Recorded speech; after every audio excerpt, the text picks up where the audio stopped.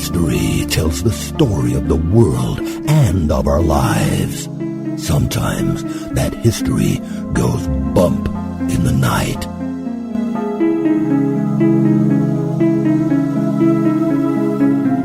Broadcasting from the center of oddity and the supernatural in Central Florida, it's the History Goes Bump podcast. Hello, you spooktacular people. Welcome to this 33rd episode of the History Goes Bump podcast. Ghost tours for the theater of the mind. I am your host, Diane. And this is Denise. And today we're going to a place that doesn't sound exciting on paper, the Morse Mill Hotel in Missouri. But when you look at the history of this place, oh my gosh, Denise, it has everything. And by everything, we do mean everything. Gangsters, serial killers, ghosts, and a rich history. That includes the Civil War. Oh, and prostitution, yes. The other interesting thing, you know, one of those synchronicities, this is our 33rd podcast. Guess how many rooms this hotel has? Let me think. 28? Just kidding. Probably 33. And as we always talk about connections to spooky numbers, there are some people out there that might realize the significance of 33 and how that has a little bit of spookiness to it as well. So we're looking forward to bringing you that history and hauntings of that location. We also want to thank Cinema Inferior. We got a 5-star review over at iTunes. Greatly appreciate that. And we did hear from another listener that she had taken the time to put a review up there and then it didn't show up. I know iTunes, it usually takes 1 to 2 days before a review that you type in shows up. So when you hit enter and you're expecting it to show up like a comment anywhere else, it doesn't do that at iTunes. But apparently it ate her comment because it never did pop up there. So I'm wondering if that's happened to any of our other listeners. So if you have taken the time to leave us a comment and a review over at iTunes, just take a little quick check back there and see if it did pop up, because for some reason hers didn't. And so I'm wondering if that happened for other people. We do greatly appreciate any reviews that you give us there or over at Stitcher. It just helps give the show more visibility, gets us up there, because there are thousands and thousands and thousands of shows out there. As a matter of fact, I just picked up a couple more, Denise, that I started listening to that are brand new. And it just, there's so many that, you know, you totally get lost in there. We're not even in the top 200 at iTunes. So we need some help to get us up there. So if you guys could do that, we would greatly appreciate it. Also want to make sure you check out our website at historygoesbump.com. It's got everything you want to know about the show, where to find us on social media. Also, to sign up for our newsletter, it's entirely free, and we just send out the audio to the show and a lot of other little special things when we have events coming up and some stories that we think might be of interest to you. You can also do your donations there, and it's a place to check out where you can listen to the show and get the archives of the show as well. And if they would like to contact us with any feedback or just want to email us for some reason, where can they do that, Denise? That would be at historygoesbump@gmail.com. And I'm just going to reiterate the group page for the Spooktacular crew over on Facebook. Please join and start to contribute, because I'm more the social girl. I mean, Diane's social, but I like the social thing. So we would love to see you interacting with us there, posting your ideas. And that's where we'll be definitely keeping people up with any meetups that we're going to do. And as we get ready to plan this road trip through many, many states, we will be stopping and doing ghost tours along the way. So not only are we going to take our listeners with us, but if anybody are in those areas, we would love to have you join us on a ghost tour. That would be a lot of fun. And that's where we put up a lot of articles that might be of interest to people. I know that I put up a couple things in the past couple of days over there. We did a show on Aokigahara Forest in Japan. That's the suicide forest, if you guys tuned into that show. And I was on Twitter, and I just happened to notice that this girl had written an article over at Creepy Corner about her experiences going there. She wanted to check out the place because she'd heard so much about it. So she wrote a little article about it, so you can get links to that over at the Spooktacular crew. And I also found an article that Denise was having a great time. I don't know if it's, it was an interesting article, not necessarily a good one. Might not be the exact words, but it was just looking at serial killers in another not as developed country in Swaziland, Africa. And it was a very, very fascinating article of just how easy it was for these girls to get lost. And it started, you know, they thought they had a few bodies, and the body count just kept growing and growing and growing because of just the stature of women in the country and stuff like that. So it was an extremely interesting article, disturbing but interesting. Yeah, and you don't really think of Africa and serial killers going hand in hand, and, you know, these two definitely they rival any serial killers we have here in America. Absolutely. Did you know I heard somewhere that there is anywhere between, I don't know, they said up to 600 serial killers at one time on the planet, but just like 25% of them are active at one time? I heard that because you told me and freaked me out anymore because I'm not a big fan of scary, like horror movies of the horror genre. And so, like, I have all these rules about watching movies, but anything to do with serial killers are the ones that creep me out the most. So why I've gotten into the Alex Cross series with James Patterson, who knows? Maybe because Alex Cross is the hero and he gets them or something, but serial killers are my scariest monster out there. Well, we have one for you today. Oh, yay. All right, let's get this show started.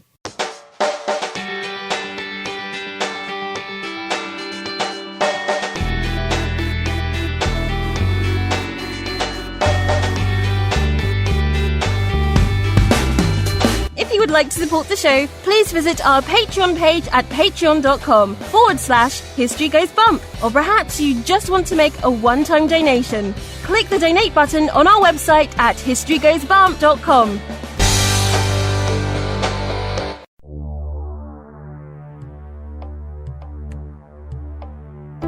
Welcome to this moment in Oddity History. Carnac is a small village in northwest France. Carnac is home to the Carnac Stones. These stones number 3,000 and make up one of the largest megaliths in Europe. The stones were erected during the Neolithic period and were hewn by the pre-Celtic people of Brittany from local rock.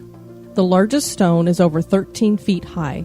The stones are laid out in both straight lines and circles, with some of the lines stretching further than 2,000 feet. Why were these stones placed here? There are many theories.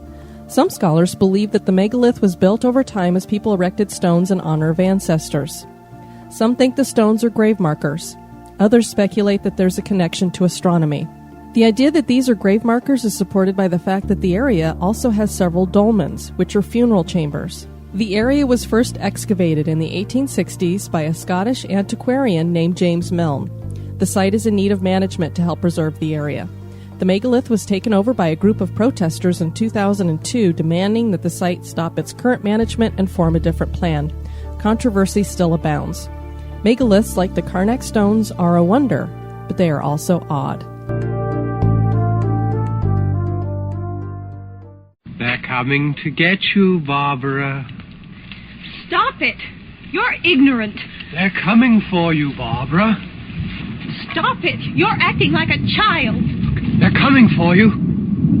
Look, there comes one of them now. He'll hear you. Here he comes now. I'm getting out of here. Johnny! This day in history. On this day, March 11th, in 1918, the Spanish influenza is diagnosed and reported for the first time in America at Fort Riley in Kansas. A cook had come down with influenza a couple days earlier, but it was not identified as influenza until the 11th. 100 soldiers were infected by that time. Cases were reported that same day in Queens, New York as well. Now imagine hundreds of infected troops being shipped overseas to fight in World War I. Close quarters caused the disease to spread throughout Europe. The first wave was the least deadly. 2 more waves were worse, with more than 195,000 Americans dying. Worldwide mortality is estimated between 50 to 100 million. Cities banned public gatherings and people were quarantined. Gravediggers were overwhelmed. Famed pilot Amelia Earhart contracted the Spanish flu, but she survived. It is believed the virus originated in China, traveled with Chinese laborers, and mutated in America. The flu was given the name Spanish because most of the news of this pandemic came when the virus traveled from France to Spain. Global organizations like the Centers for Disease Control and World Health Organization formulated plans to prevent pandemics based on their experiences with this flu.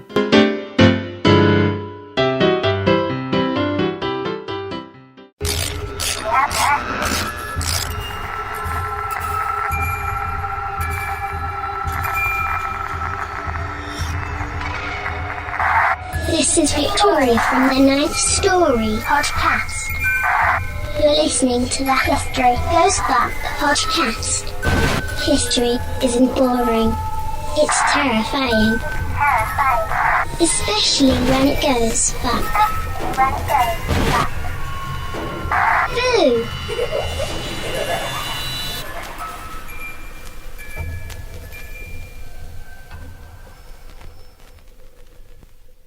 The Morse Mill Hotel in Hillsboro, Missouri has it all for history and ghost enthusiasts alike. This location has not only served as a private residence, tavern, and inn, but also as a hospital for the Confederate wounded during the Civil War, and during Prohibition, this building was both a speakeasy and a brothel. A female serial killer has been connected to the Morse Mill Hotel as well. This nearly 200-year-old structure is full of surprises and quite possibly ghosts. The first structure built on this property was a one-bedroom house in 1816 that served as a residence for a farmer. The area had once been a Native American burial ground and had been ruled by the Spanish under the Louisiana Territory. By 1816, the region was known as the Missouri Territory. William Clark of the Lewis and Clark expedition served as the territorial governor. In 1847, bridge engineer and entrepreneur John H. Morse settled the area and built a grist mill along the shores of the beautiful Big River, naming it Morse Mill. That mill was the longest-running and most prosperous mill in the state of Missouri. The mill would give the city of Morse Mill its name as well. Morse bought the farm property at that time and expanded the house to 5,300 square feet and 3 stories, building it from limestone and maple. The house has a New Orleans-style balcony and widow's walk. Unfortunately, the date that the Morse homestead was built is hard to track down. We found dates ranging from 1847 to 1856 or the early 1870s.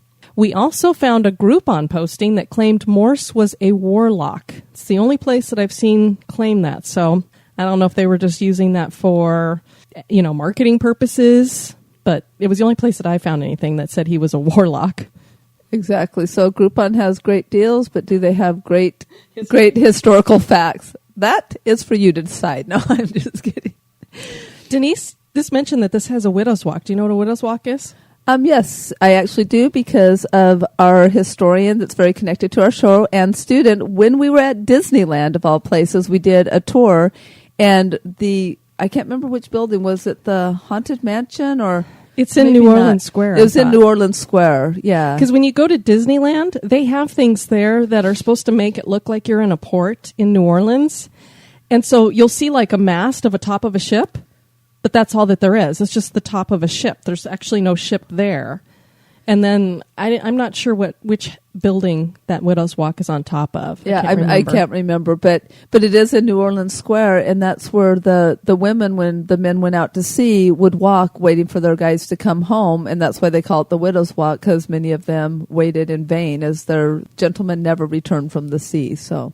Yeah, it could be an adulterous bastard walk, too, because maybe he just didn't come home because he stayed away at some port of call.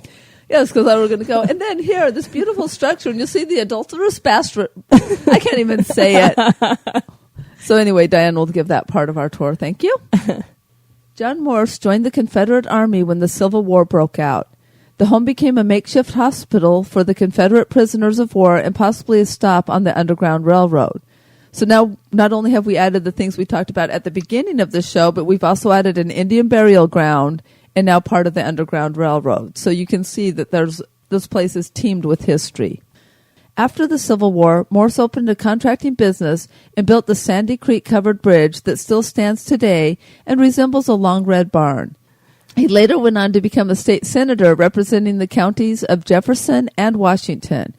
And if that was not enough, Morse opened 2 general stores as well. Morse had big visions for Morse Mill. He knew the area would make a fine retreat for tourists, but he did not live to witness the future playground for the rich, famous, and infamous his home would become. And in the show notes today, we do have a picture of the Sandy Creek covered bridge. It's a neat-looking bridge, and it looks like a long red barn. So if you want to check that out, you can see that in the show notes. And it actually looks really familiar to me. It seems like I've seen it maybe covered with snow or maybe photographed for pictures before, unless there's probably other bridges like it. But I've definitely seen a red bridge that goes across a ravine like that. Before they built a lot of the highways and stuff, in order to get from this area up to St. Louis, there were a lot of bridges built in this area. These bridges were a very popular thing because it was really the only way to get to and from one place. And I believe this bridge is only one of 4 in the area that's still standing. Okay. And it's become a state historic site, I think. And it would make sense somewhere like Missouri that you would cover a bridge because, as you know, if anybody's ever done any driving, whenever you hit areas that get ice or snow, they always warn you about bridges because they tend to freeze quicker than the regular streets. And so if you cover it, maybe that would help keep some of that from happening. I bet you're right. I hadn't even thought about that. When Morse died, his home became the Riverside Hotel, and it was expanded further to make room for 18 guest rooms, and a 4th floor was added. The entire town of Morse Mill became a thriving tourist town. The hotel became a hotspot for many people looking to find relaxation near the waters of the Big River. The hotel saw its most success during the 20s and 30s. Guests included Charles Lindbergh, Charlie Chaplin, actress Clara Bow, who, do you know Betty Boop? Boop, boop, be-doo. That's who she was based off of. Okay. Al Capone, and J. Frank Dalton. Dalton is an interesting character.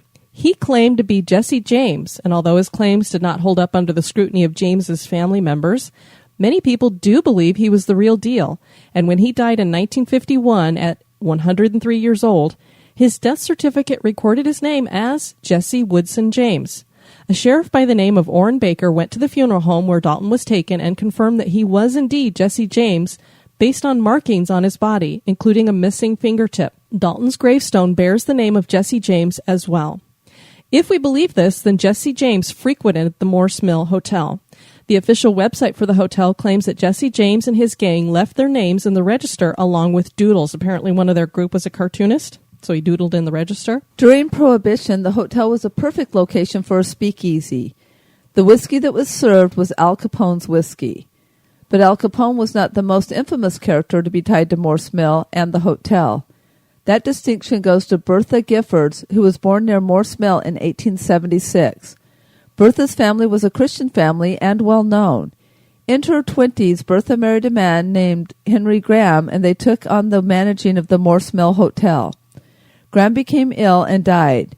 It would be years before people would surmise that Bertha killed Graham with arsenic, because arsenic is going to put Bertha on the annuals of female serial killers, and she's going to be quite prolific. After Graham died, Bertha married Gene Gifford, a man she was rumored to be having an affair with.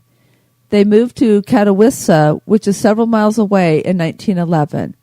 That same year, Bertha went to the Pacific Pharmacy and purchased a large amount of arsenic for quote-unquote rats. In 1917, she would also make large purchases of arsenics from the Powers Pharmacy. Bertha was known to be a great cook, and she made great candy. Candy that killed. Yes, indeed, Bertha poisoned several children with her arsenic candies.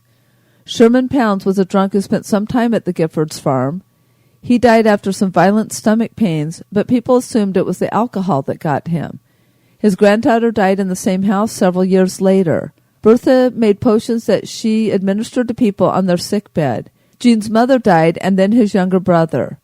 Jim Ogle, a higher hand they owed money, came down with malaria or something, and Bertha nursed him to death. The deaths started to pile up, and anywhere between 17 and 26 are credited to her. She was finally arrested in 1928 and charged with the murders of one man, Edward Brimley, and 2 boys, Elmer and Lloyd Schimmel, 7 and 9 years old, respectively. She was found not guilty by reason of insanity and was locked up in an asylum until her death there in 1951. Her death certificate reveals that she had been diagnosed with paranoid psychosis. She is buried in Morse Mill Cemetery. Yes, and apparently that's one of the stops if you do a tour at the Morse Mill Hotel that they make to the cemetery, so you can see her grave. She used to make these great chocolates, apparently, and they say that those are all the people that she killed, but either a lot of people got really lucky or their numbers are way off because, I mean, literally anybody who stayed at their house for any amount of time was dead. And I can't believe it took them this long to figure it out. It took them years and years and years because I'm like, you'd think that the pharmacies, because she only went between the two, would figure out, why is somebody buying that much arsenic? You might have a rat problem, but that's pretty intense. Especially because I'm assuming it takes more arsenic to kill a human than to kill a rat. So you'd have to have like Pied Piper rats everywhere. And it's a horrible way to die. And the funny thing about her with the paranoid psychosis, She actually thought that she was doing a good thing, taking some of these people out of the world. Now, I don't know how that equates to children, how it could be good for them, but some of these people, she was like, oh, well, that was a bad person or they were sick. So I was just, helping them along. Well, thanks for your help, miss. New highways were built and resorts in the Ozarks became more appealing. Morse Mill lost its luster as it became a declining town, with much of it washing away in a flood in 1993. Patrick Sheehan bought the Morse Mill Hotel and is working to restore the building. The hotel is open for paranormal investigation and events. And with a history like this, paranormal activity is plentiful. And although it does say it's a hotel, it is not open as a hotel yet. He hopes to eventually do that. But based on the pictures I've seen, it has a long, long, long time of restoration to come. Absolutely. In 2008, a paranormal group made a documentary named Morse Mill Project. The group claimed that something unseen played with their camera equipment, moving it. They reportedly saw a tall, dark shadow figure, and a fire poker was bent into a curve by something not seen. And they heard several strange sounds, including a loud, metallic sound. A couple of the people were scratched as well. And in the show notes, we have a picture of that bent fire poker. And if you look at it, the fireplace that's behind it, it looks like there's a fire in it. There was no fire burning in that. So I'm not sure why there's the illumination in that fireplace like that. Could just be the reflection of the light. The current owner has gotten used to the paranormal activity, even though he had no idea that the place was haunted when he bought it. Disembodied footsteps are a common occurrence at what he took on as a project. Glowing orbs are seen, doors are opened and closed, locks are locked and unlocked, and apparitions have been seen. A group that included police officers investigated the hotel in February, and they reported, quote, K2 and flashlights sitting on display cabinets started lighting as soon as turned on and placed on case. One officer thought he heard someone whispering behind him. He turned around, and no one was there. One of the young girls felt dizzy and had to sit down all of a sudden. She felt better after moving to a different area. We kept hearing noise outside the window while I was giving history. I actually stopped and had Dawn go outside to check the noise. No explanation, and it started again after she came in. One of the officers is part of a SWAT team, and he brought his night vision glasses while I was finishing the history. He started to see a figure behind the large upright display case. At first, all that he could see was the legs. At least two of the other officers looked and agreed that it wasn't a reflection of any of us in the room. Several of the group tried the dowsing rods. They all received responses to the questions they were asking while holding the rods. I had placed a flashlight on the stairs, and while we were using the dowsing rods, the flashlight started going on and off in response instead. End quote. A ghost by the name of Annabelle, who claims to be 12 years old, lives in the attic. The entity purportedly plays with toys brought by investigators. However, we did find other investigators that reported that this spirit claims to be 5 or 6 years of age. In the basement is a room that contains shackles, and a body was buried there. The ghost of a former slave is reported to haunt this area. Clattering of cooking implements are heard in the kitchen. Both of the Giffords are thought to haunt the location, but we doubt that. Bertha's first husband, Henry Graham, would be more likely. Spirits have been witnessed outside the house, too. Many groups have recorded EVPs numbering into the hundreds. Most experiences are not negative. There are claims that at least 20 spirits are on the property. And we have a picture up in the show notes that's an image that was captured on the attic stairs, and it kind of looks like a glowing Casper the Friendly Ghost sitting up at the top of those stairs. It's a weird kind of mist. Very much and so. There's no window right there, so I don't know. It's hard to know if it's just light reflecting. It's a bizarre-looking picture. Yeah, to me, it almost looks like a body standing with no head. Yeah, you're right. You know what? It does. It looks like maybe a little girl coming down the stairs without her head. Exactly. Yeah, I hadn't thought of it that way. The previous owner was named Alice, and she claims that the hotel is not haunted and that she never experienced anything paranormal. When people charge for investigators to go through a place and seem to be making money for it, it does tend to place doubts on claims. It is nice to have the money to help with restoration, but it does raise questions. And I saw a lot of debates in forums about this location where people were saying, well, the guy's been a little shady sometimes. Some people claimed that he had said the previous owner, Alice, was dead, but she's the head of the historical society in that area. So she's still alive and kicking. And so, you sometimes do wonder. I know they have a lot of events at this place and stuff. And there's a lot of... The problem is what I was finding was half and half. Half of the paranormal investigation websites I would go to would say that they went there, and to their credit, they would say, we didn't find anything. And then there were others that mostly it seems like EVPs that people are getting. And, of course, that's always questionable because half the time when I hear an EVP, I don't hear anything or I don't hear what they say you should be hearing. So I'm not sure if it's just some other kind of audio anomaly. Exactly. It's sort of like back in the days of backmasking. It's people say, yeah, do you hear it saying this? And I'd be going, no. And sometimes you could, but like when they play, for people who don't know what that is, that's when they would play an album backwards, and then supposedly there'd be things like coming out, like voices of it. And so sometimes EVPs are the same. I'm like, I don't think I'm hearing what you're saying, and sometimes I do. So yeah, and they could say that it's saying two different things, and I hear both things. So you're right, it is very much like backmasking or hearing what you want to hear. Although this location, definitely I would do a tour just for the history of it. Oh, no kidding. It's amazing the history that has happened in this place and the people that have been connected to it. Well, and like we've already said, it has all the makings of a haunting because it has like all the components. The only thing it wasn't was an asylum. You're right. That's pretty much it. Yeah, but like the war hospitals, the Underground Railroad, Indian burial grounds, people Jesse dying James there, and his gang, poisonings, Al Capone and gangsters. Yeah. So, I mean, it's like it has definitely a lot of the makings to have paranormal activity. And it's funny because it was bustling at one time, but it still was never like an immensely big town. And now it's just like a little knockabout that you barely even notice driving past it. Yeah. So it's amazing. Just how did they find this place and why was it so popular? Yeah, and I don't know. It's about an hour from St. Charles, Missouri, where we'll be staying as one of our stops on our road trip. So I don't know if we'll get a chance to go out and actually see it in person. It is going towards the direction that we'll be leaving in, but I don't know how much off the regular path we'll be going it is. So it'll be interesting if we get over there to see it. But we have other ghost stuff lined up for St. Charles. So any of our cousins, aunts, uncles that want to go get spooky with us, stay tuned. Or anybody else in Missouri. Yes, I mean, we might have listeners there. We'd love to meet up with them. So, the Morse Mill Hotel was featured in Travel Channel's Most Terrifying Places in America 6. Are the previous guests still staying at the hotel? Has John Morse been reluctant to leave his home? Has some kind of residual energy been trapped in this hotel? Is Morse Mill Hotel haunted? That is for you to decide. And we do have some links in our show notes if you guys ever want to check out the website. We do have links to the official website. There also is American Hauntings is sponsoring an event on April 25th of this year, 2015.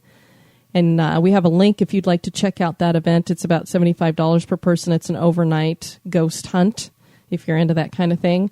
And I also thought it would be interesting if you guys want to check it out, Bertha Gifford's death certificate. I do have the link to the PDF for that, so you can kind of see what a death certificate back in that time said. And paranoid psychosis, I'm assuming, is like schizophrenia, but they didn't have that name back then, I don't think. Yeah, maybe. I'm not sure what would. I'm not real up on my words of what would be the difference between schizophrenic or psychotic or when it even came into our language. Yeah, maybe they wouldn't do it as schizophrenic. Maybe psychosis is when it goes into harming others, because we've known several people with schizophrenia that... Well, back then they wouldn't have had treatment. I wouldn't think too much. That's why they did a lot of lobotomies and electric shock therapy, because they thought that would help in some way. Yeah, that's true. I don't know. I get torn because when you look at what they do with drugs and the chemical altering that they cause to the brain nowadays... I don't know that that's much better than giving somebody a lobotomy. All right. Well, for our next show, we're going to be coming up on St. Patrick's Day. St. Paddy's Day. So it makes sense that we go to somewhere in Ireland, don't you think? I think that makes absolutely perfect sense. So we're going to go to the Kilmainham Jail. Ooh, jails are very interesting. It's a very cool-looking jail, too, and apparently it's quite haunted in Dublin, Ireland. So join us for that show. We want to thank you for joining us for this show. I've been your host, Diane. And this has been Denise. You take care now. Bye-bye. Check out the website at historygoesbump.com.